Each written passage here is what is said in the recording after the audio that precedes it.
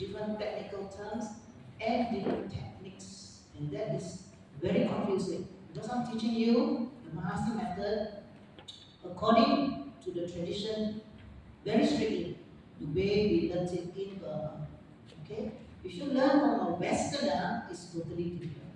Because the Westerners have to go to Burma to learn, and then when they go back to a Western country, they adapt it to the Western situation, which is very different from Asians. So be careful of that. Okay, sometimes it's, I would say, very watered down, and sometimes it's really off track. So please do be careful, especially when you tune in to Western monks teaching Vipassanna meditation, Mahasi tradition, even though they claim it's Mahasi tradition. Because this tradition is very precise. We don't have flexibility. You know, you can teach whatever you like. So even for me, when I teach, I follow strictly according to Mahasi Sayadaw's teachings. We don't just use our own ideas, our own opinions, our own interpretation of the suttas and so on. Okay, so don't follow any teacher, simply any teacher on the internet. So the teachers I recommend, you can write down are Sayadaw. You see the name is always Sayadaw. Sayadaw means elder monk. An elder monk means a monk of at least 20 years standing. He has been a monk for 20 years. He has been ordained and has kept his wasa continuously for 20 years. So normally, they are the abbot of a meditation center. So we give them this honorific that's called Sayadaw. Sayadaw in Burmese means honorable teacher. In English, you can translate it as venerable. Venerable, V-E-N. Okay.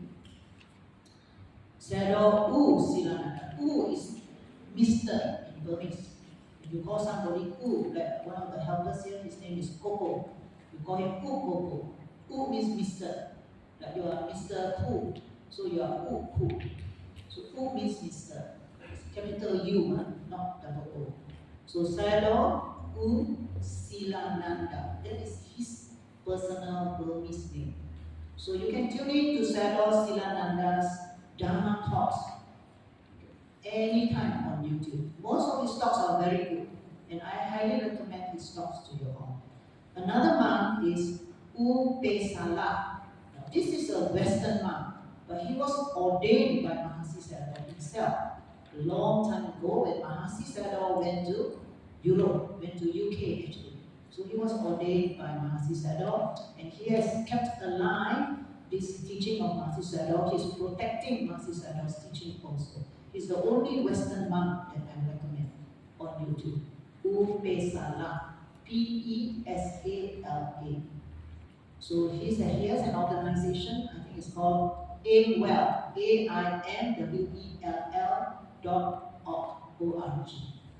So you can go into this website, AIMWell, one word, AIMWELL.org. And then you can tune in to his books, his Dharma talks, or his views regarding Mahasi Sayadaw's teachings and so on. Last time he had a forum, but I think he's taken it off.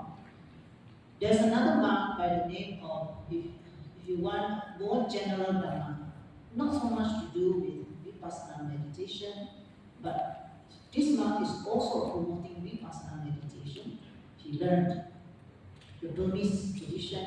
His name is Yuta Dhamma. Venerable or Bhikkhu. Venerable is the same as Bhikkhu. Yuta. Y-U-T-T-A-D-H-A-M-M-A.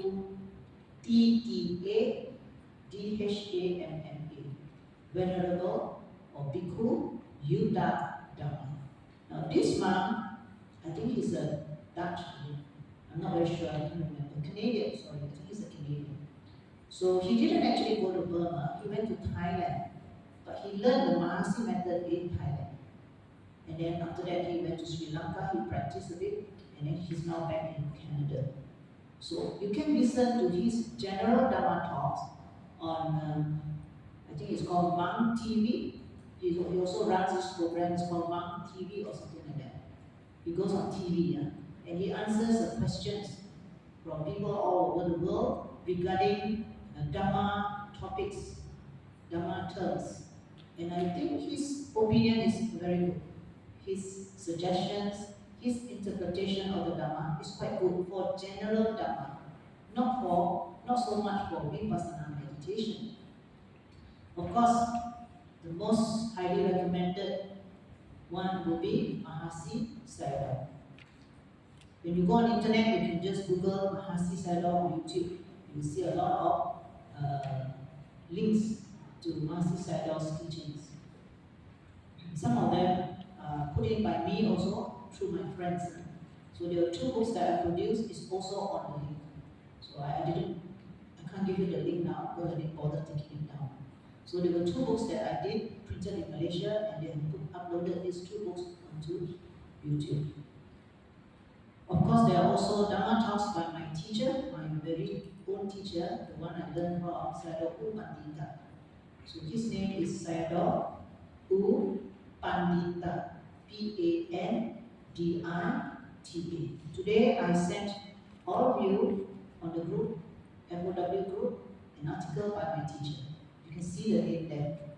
So that name, you can Google, and you can find any talks by him, you may listen. Okay, some of them may be too advanced for you. So if you think it's too advanced, then you can just turn on and then go to some more general topic like karma and so on. He does give talks also on general topics. Sister Wong, did you notice I sent today? You can turn on your phone now and check. Maybe you are too busy, so you didn't notice. So I purposely sent that to you all, which is very good for FOW because you are learning the Bojjhanga Sutta. So it is something to do with Bojjhanga. So those of you who are learning the Bojjhanga Sutta chanting, it is definitely of relevance to what you are learning. So you see the name there, Sayadaw U Pandita, Sayadaw G. Sayadaw G means a very high Sayadaw. G means big teacher, big Sayadaw. Okay, Sayadaw G. Otherwise they're just Sayadaw. But for very prominent teachers, they give them this additional suffix behind Sayadaw G. Okay, I think that's about it. Mahasi Sayadaw, Sayadaw U Pandita, Venerable Yuttadhamma, Venerable Bhikkhu Vipassanna, he's also known as Bhikkhu Vipassanna, the Western monk, he's from Britain, from UK, and Sayadaw U Silananda. So these few teachers are very good to listen to on internet. So during the Chinese New Year break, I'm sure you have lots of free time. You don't always spend your time visiting and eating, so you can listen to some Dharma. Okay? So please take note. Maybe I'll ask Sister Wong to say it all again to correct spelling of this names. Okay, so today, so you read that page 6 to page 11, I think. It's very long, and you might not be able to understand all, so, until page 10. 6 to 10 is by Sayadaw Silananda. Please read that as part of the homework. Right? Now, page 11 is appendix 2. This one is just simile 1, simile 2 regarding mindfulness. Okay, so I would like to explain that before I start with the walking meditation, because once we start with the walking meditation, we have to clear the cushions and it's very difficult. We have to waste time putting back the cushions. So I'll explain all the other things first, and then only we'll continue with the walking meditation. Then you can go home after that. Alright, so page 11 now, simile 1.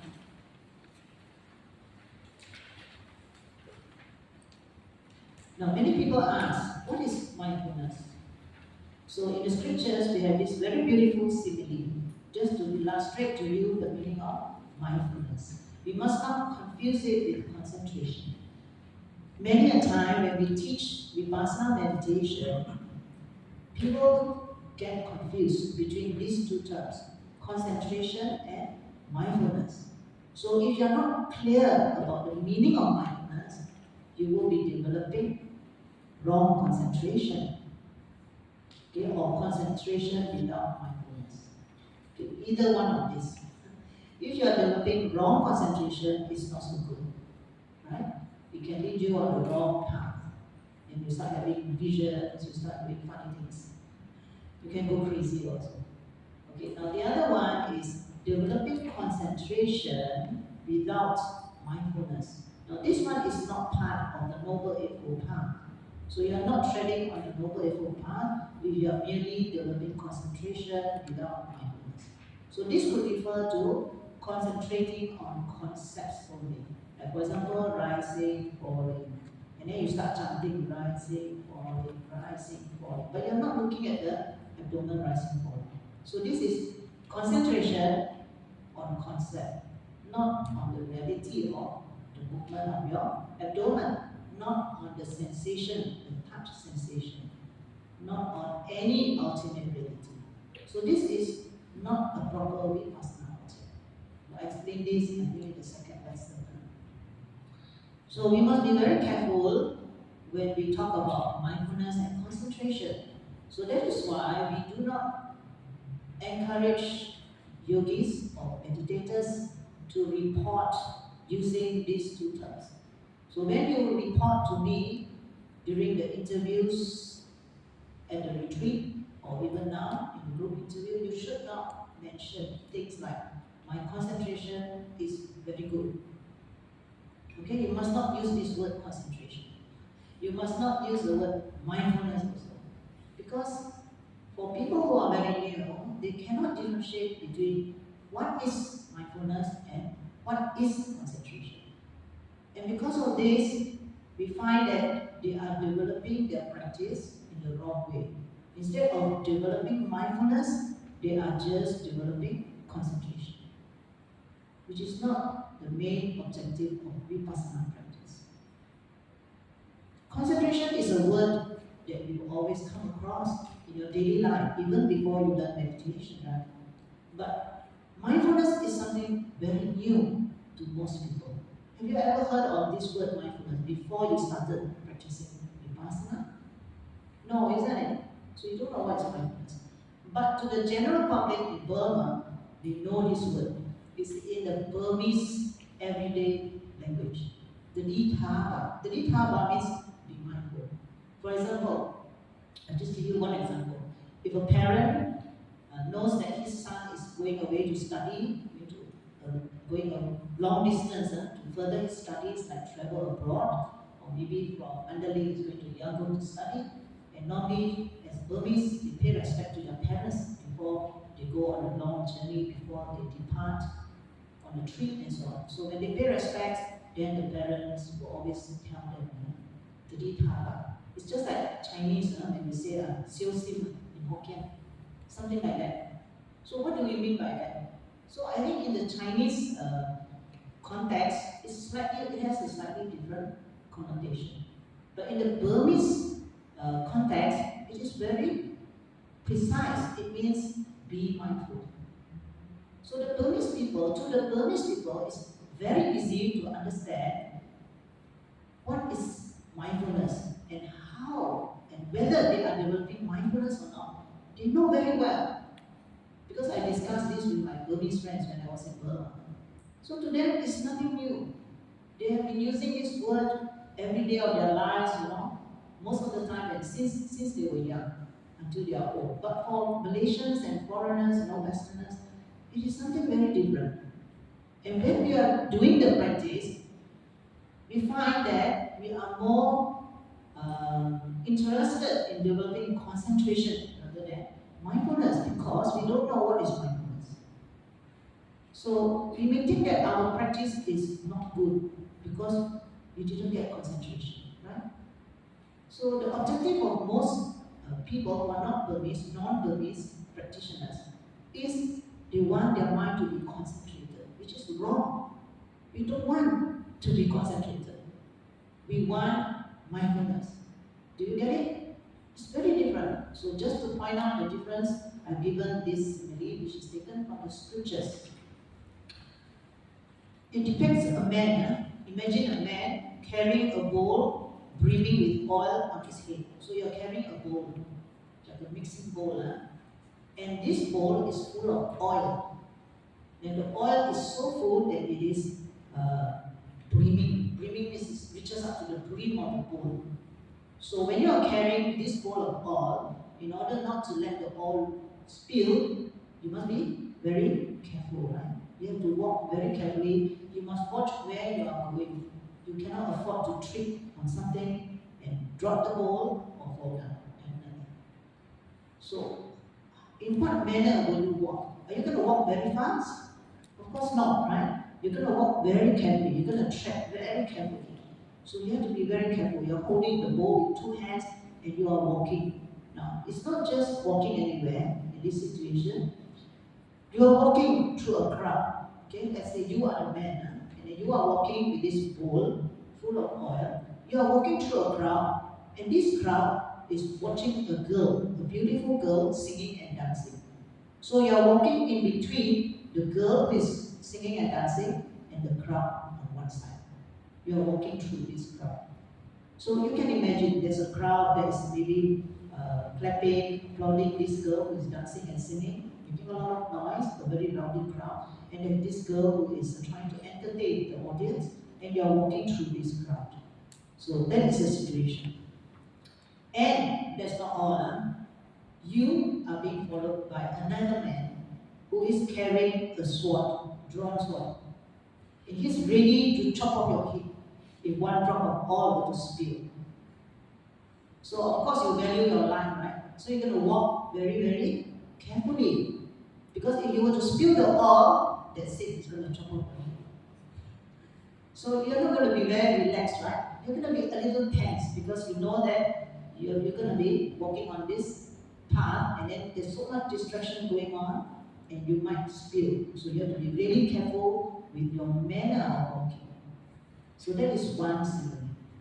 So the kind of mental state that you have to apply at the time when you are walking through this crowd with a man behind you ready to chop off your head is mindfulness, not concentration.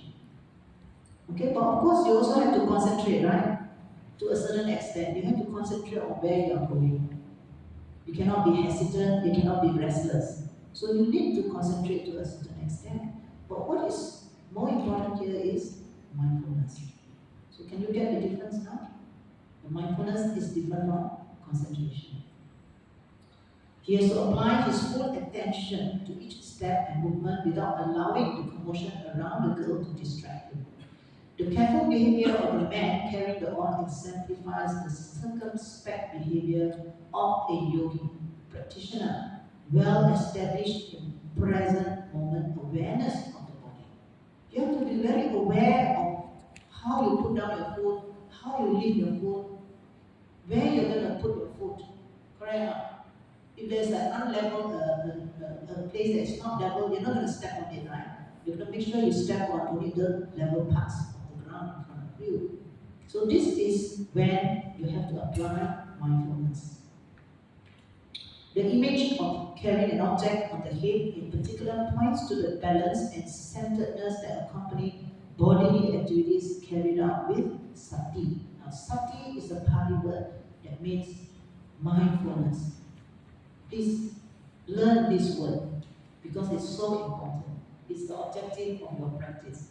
Sati is a Pali word. So next time when I mention sati, you know what I'm talking about. So mindfulness is in English, in Pali it's sati. So remember I told you about Satipatthana Sutta? That's where you find the word sati.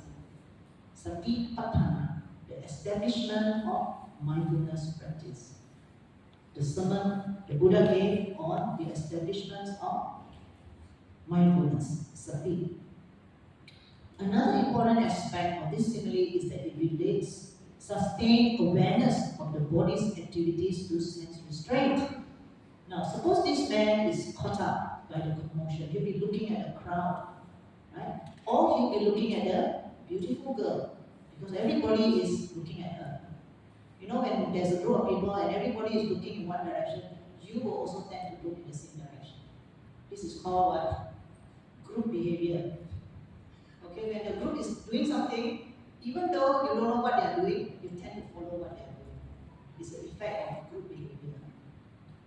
So you have to be very aware and have to restrain your senses, your eyes, your ears. So in the same sense restraint. Because you want to only focus on your bodily movements. So you have to more or less be just aware of what's going on generally, but not to be distracted by them. So this is the meaning of sense restraint. In this way, it vividly illustrates the importance of developing awareness grounded in the body, since in the situation depicted in this simile, restraint of the senses through being grounded in the body constitutes the means to preserve one's life, because you don't want to get your head chopped off. Okay? So he has no choice but to be grounded in the body. Okay? So that explains the first simile. Second simile, that's another one here. Self-restraint comes up again in another simile which compares mindfulness of the body to a strong post to which 6 different wild animals are bound. So imagine there's a strong post. You know what's a post? It's in the ground. It's planted into the ground. So now tied to this post are 6 strings bound, and then you bind 6 wild animals, maybe a monkey, maybe an elephant, a horse, a wild horse, and so on. So 6 animals are firmly bound to the post. However much they might struggle to escape, they have sooner or later, not or later, or later, to sit or lie down next to the post. So these 6 wild animals, they are running and of course struggling to break free from the bounds. They are being tied down, so trying to break free. You know, animals, they are wild. The word here is wild. They are not tame. They are not your pets. Even your pets don't like it if you tie them up. So you see them struggling around, right? They're trying to break free from the string that's binding them. But once they know that they can't get free, they may struggle for 24 hours, not even. But after 24 hours, what will happen to them? They get tired, right? So when they get tired, eventually they will just sit down and just give up. They rest. So this is what happens to your mind. And the 6 animals are actually the 6 sense doors. You know, in Buddhism, the Buddha talks about 6 senses and 6 sense doors, not 5. Okay, 5 are just physical. And there's a mental one, that's the 6th one. Similarly, mindfulness of the body can become a strong post for tailoring the 6 senses. So we are restless because our senses are open to a lot of distractions. So if you close your senses, it's very good, but you're not practicing mindfulness. Okay, so some people ask, what happens if you are blind, you are deaf, and you all your 6 senses all not working? And can you meditate well? Do you think so? Not possible also. You won't be meditating well also. It's not a practice, but to avoid by closing down all your 6 senses. So our 6 senses are functioning, but we are practicing restraint. Okay, it's different from not having functional 6 senses. It's totally different situation. So in that sense, you are not practicing. So our senses are functioning, but we are restraining it. That means we don't let it go to the objects that we like. For example, nice sound, nice scenery, nice sights, beautiful woman to man and beautiful man to woman. So all these things come up because of our senses, right? This simile compares the mental agitation of searching for sensual gratification to wild animals struggling to go into different directions. Once the post of body mindfulness is firmly established, however, the senses will invariably have to calm down, just as the animals will come to lie down next to the post to which they are bound. This simile points to the benefit of being anchored or grounded in the experience of the present moment through mindfulness of the body. Lacking such grounding in body awareness, attachment and clinging can easily arise. Okay, so this is the way to overcome attachment. Because attachment Delusion is mentioned in the Satipatthana Sutta in the opening passage. So we want to overcome that through this practice of Vipassana meditation. So the only way we can do it in the beginning is by being grounded in this body. Being grounded means being fully aware of your body. So this is our practice at the moment for all of you, because you are only at the beginner stage. Later on, there will be others, more advanced stages. So then we will teach you when you come for the retreats. So for the moment, please remember these two similes. Try to understand. This is a very good illustration of what we mean by the development of mindfulness in the practice of Vipassana meditation. Now, of course, in the Satipatthana Sutta, the next paragraph deals with what we find in the Satipatthana Sutta, but I will go through that later on in the retreat. It's not applicable in the retreat. Appendix 3 now, walking meditation, the diagram of walking meditation. So you must always bring back the notes. We're not going to give you again, so better write down your names in case you lose it. People can give it back to you.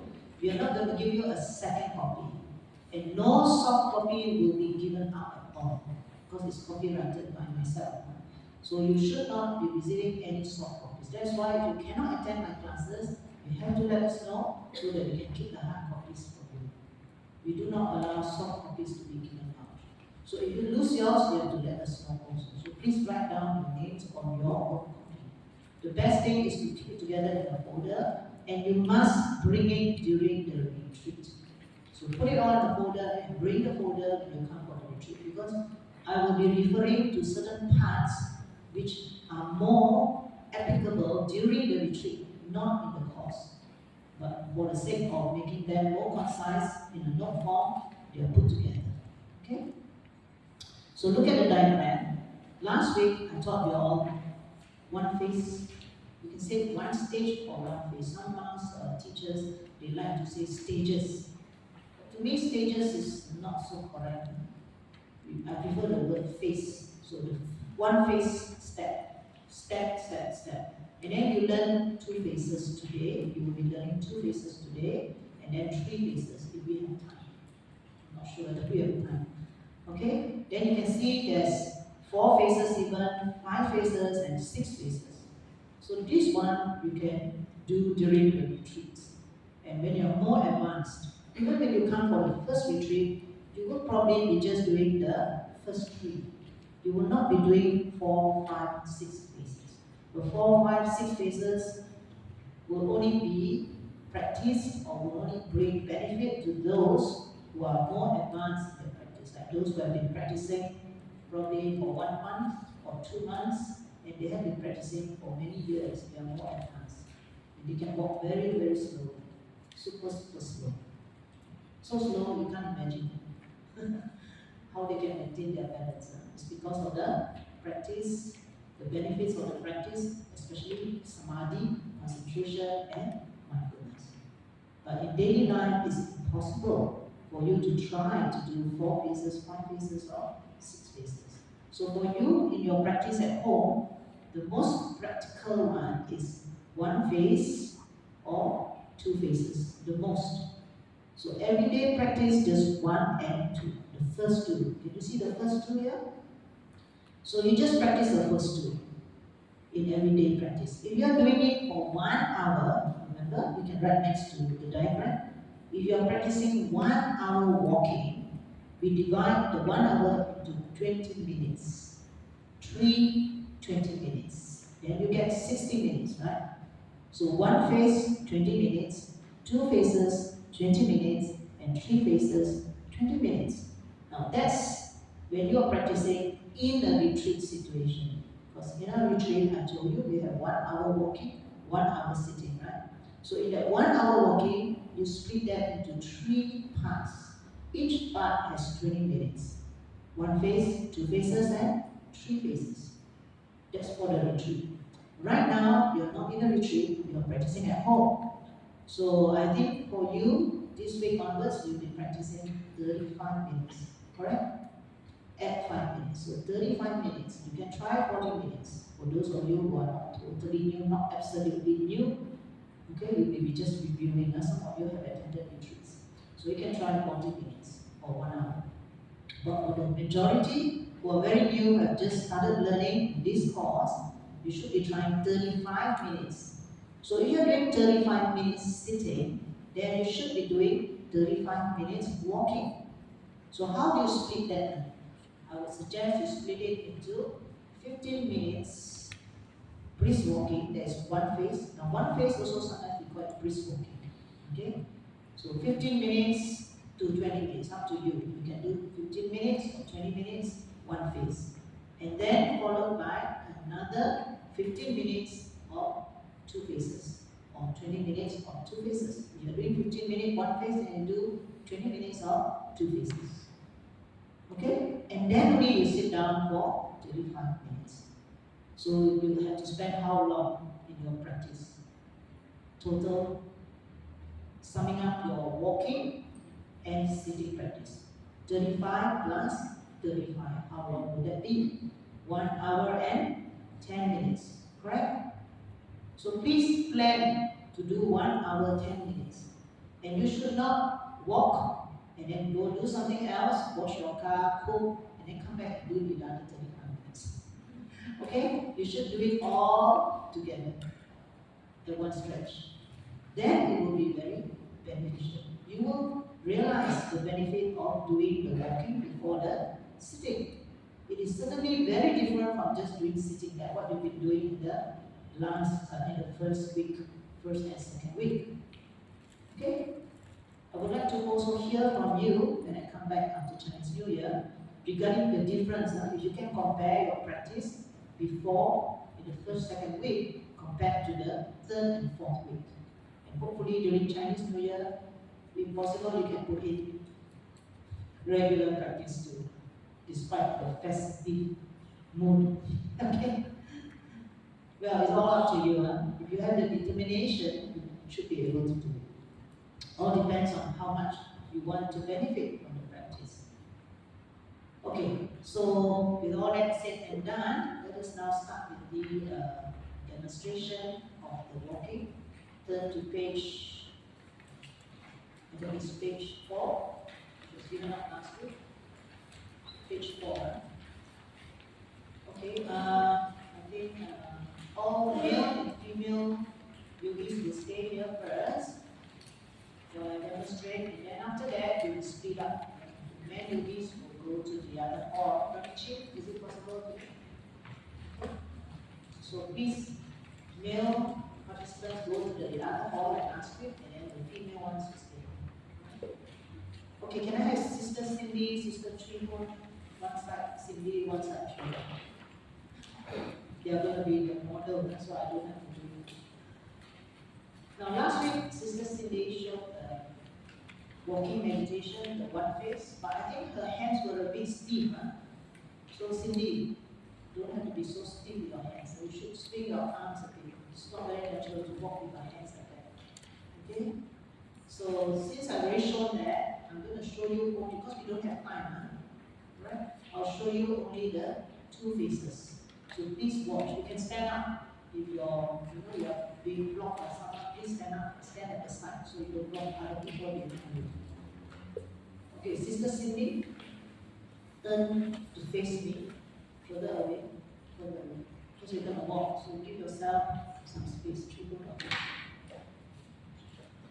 Okay, so you can watch Tribun on this side, or you can watch Cindy on that side. Alright, it's up to you. Now, look at the notes, page 4, slow walking. So I call this, to make it easy, in layman rather than one phase, 2 phases, 3 phases, I can call it brisk walking, slow walking, and very slow walking. Easy for you to remember. So after doing the 20 minutes or 15 minutes of the brisk walking, then you proceed, transition into the slow walking, 20 minutes or 15 minutes for your home practice. For retreat, it's definitely 20, 20. Okay? So So now, what is the meaning of slow here? The word slow here means it's slower than normal. Okay, so can you walk to show them? Cindy and Julie, walk towards me and turn back. Slower than normal. Not very slow, but not normal also. Not your normal pace. Faster a bit, Julie. Yes.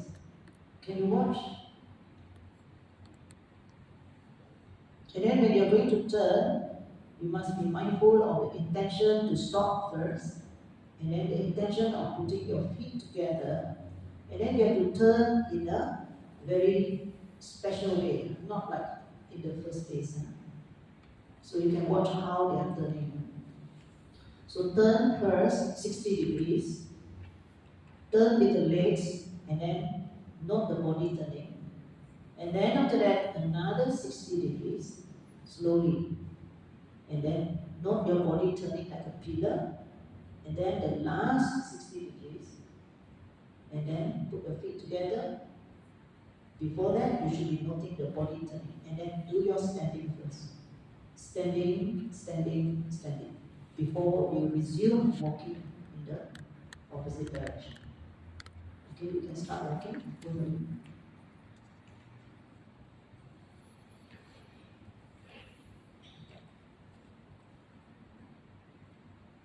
So when you are mentally noting the movements, your mind is engaged in observing the movements of the feet. You cannot be thinking, you cannot be wondering, you cannot be restless. So this is the benefit of doing walking meditation. So how should you note? Right. Stop, Sister Cindy, turn around. Using the 60 degrees turn. You can still watch how they turn when you're not clear. 60 degrees, 3 turns makes 180, right?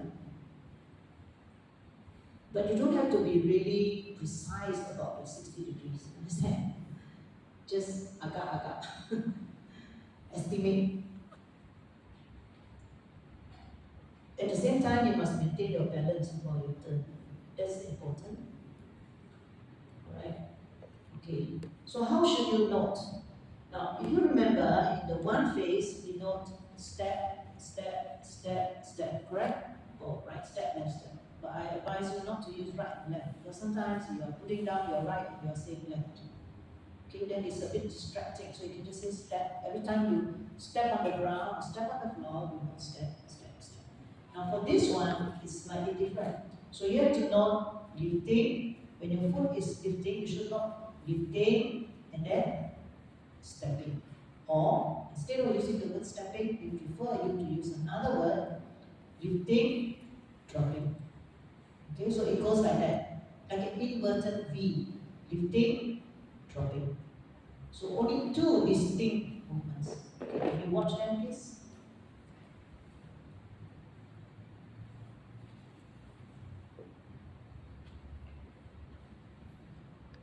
Okay, can you say aloud, Cindy and Julie? Dropping.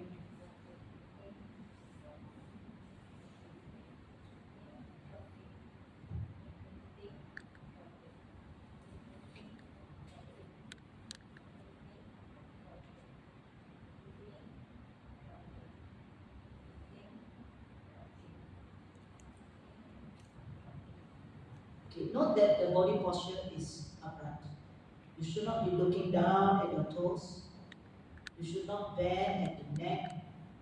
Right? Your head should be held straight, but your eyes should be downcast. Your eyes not open wide, looking here and there. Your eyes must be looking down about 2 meters away from you, on the floor. Your eyes should be on the floor, about 2 meters away. You know the race horse? You know when horses are going for a race, they put some shades on the side. Why? Why? Because if you don't do that, the horses get distracted. So they don't run on the course. They run somewhere else. So similarly, it is as if you've got shades here. Understand? So you've got up and on the sides. So you can only look down. So pretend that you have shades like a horse. Race horse.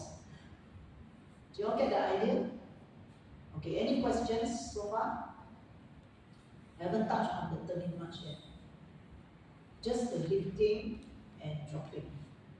So imagine your foot is lifting and dropping. Just two distinct movements. Now for the three stages, it's different again. Okay, so I'm not going to confuse you by teaching you three phases today. We don't have much time. So we will teach that in the next lesson, and it will be emphasized, or it will be taught again, reviewed again when you come for the retreat. So those people who don't come from the retreat, they will not be able to practice it. Okay, so I hope you all will also register for the retreat. It's going to start tomorrow, the registration. We're going to announce it tonight at 8 o'clock. So the flyer will be sent out to the FOW group. All of you are in that group. So watch out for the flyer tonight. You will read the details on the flyer. And registration starts at midnight, which means tomorrow morning. I don't expect you to stay up just to register. So tomorrow morning when you get up, please register. First come, first serve. So if you are late, we already have 20 yogis, we are very sorry. You have to wait for the next retreat, next beginner's retreat, which we don't know when it's going to be held, we don't know where it's going to be held. We have to look for a place and we have to find the right time. Okay? Yeah, you can apply. If FOW would like to apply, you can do it here. But definitely the one in March will be in Mangala Lodge. Because I want you all to have the experience of going to Mangala Lodge. It's a very beautiful place and it's meant to be a meditation center. This is not a meditation center. So you'll find the accommodation here is not as good because you're using classrooms and you have to sleep on the floor. And this for old people, for senior citizens, is not very conducive for the practice. And then they will complain to me, Sister Gin, I didn't sleep well last night, so I cannot practice. They will complain. So I don't like to hear that. Why? They say, oh, because somebody was snoring the whole night. Over there is only 2% sharing. Okay? Here you might have to share 6 people in one room. And then you have to lie down on the floor. Some people cannot get up. Some old people cannot get up also in the morning. The legs are not strong enough to get up from the floor. It's not the same, when you sleep on the floor and you sleep on the bed.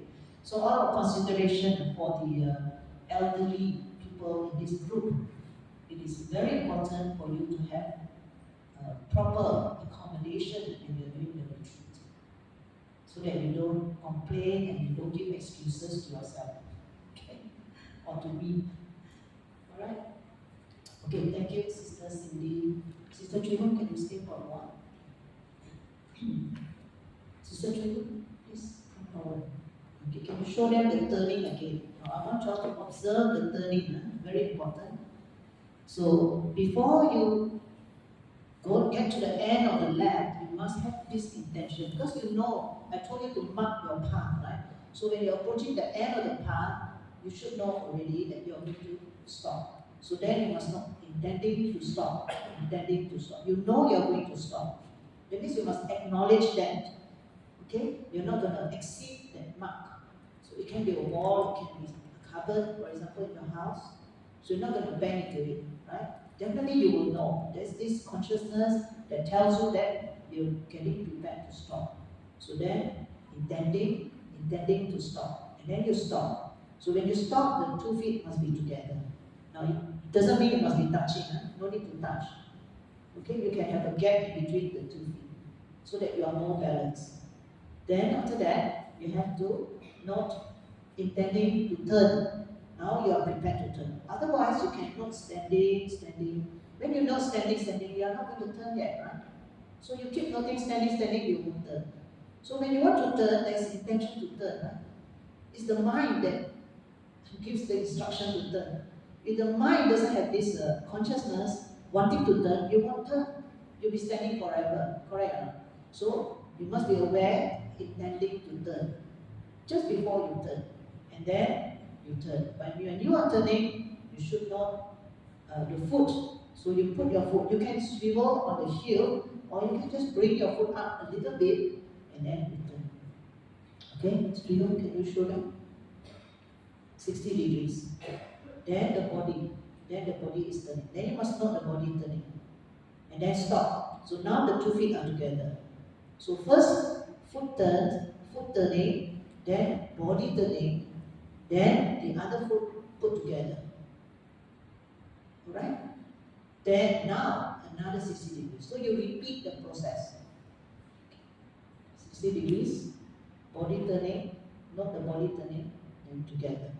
You can note the feet being brought up and placed together, next to the other foot.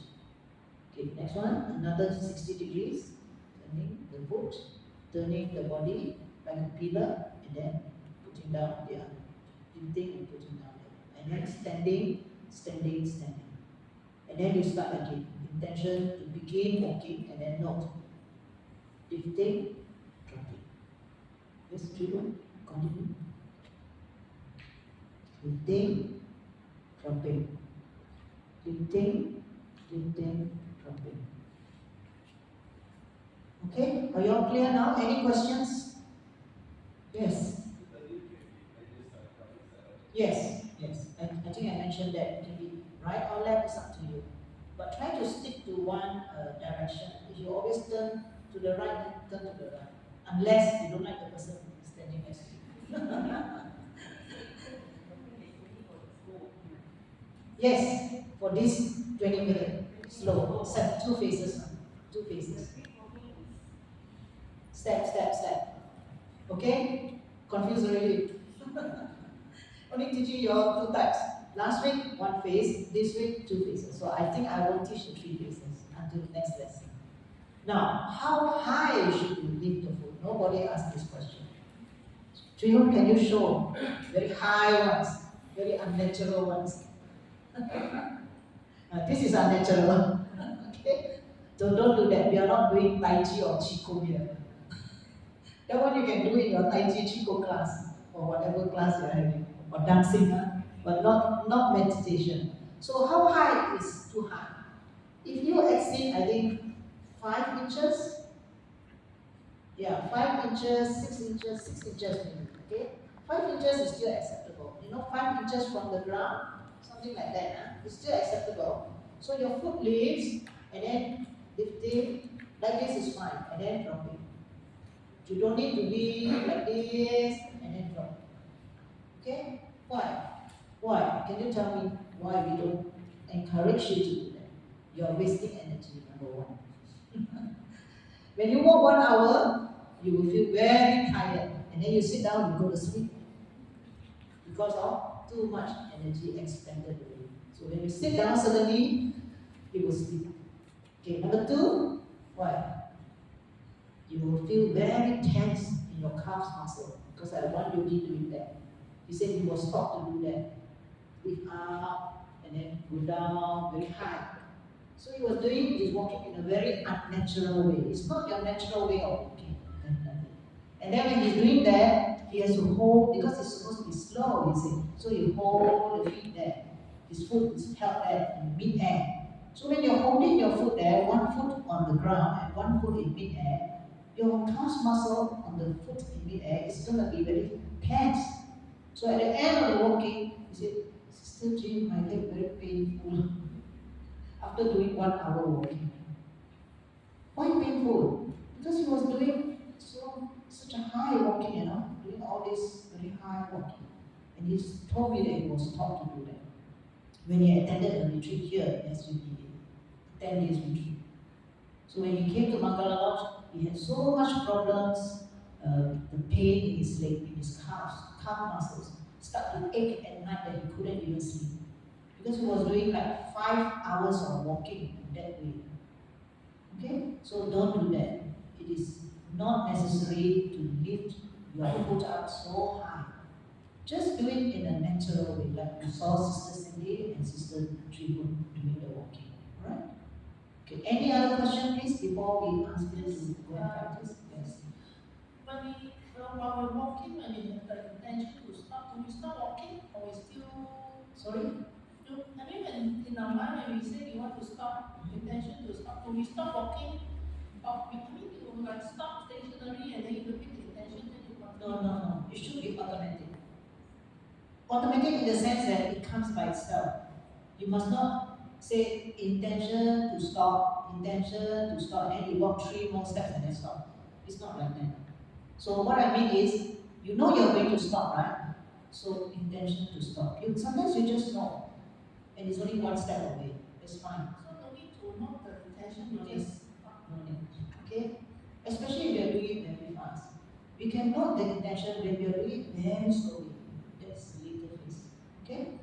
So don't worry about that. If you don't want to know intention to stop, that's fine also. Okay? Because you already know you're going to stop. Alright? Okay, let's now do the walking meditation for 10 minutes. And come back here at about 4:45.